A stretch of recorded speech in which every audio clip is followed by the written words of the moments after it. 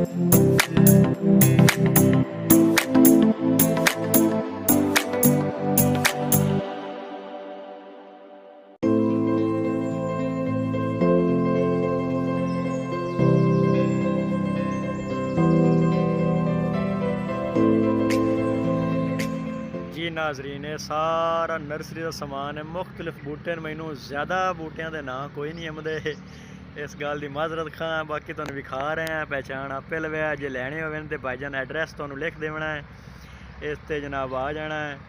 भुआना nursery house भुआने दे विच ही है, जितनी चीज़ चाहिए होवे जनाब हर किस्म का माशाल्लाह बहुत खूबसूरत और बहुत उम्दा और बहुत ही ज़्यादा प्यारे प्यारे बूटे इत्थे मौजूद हैं।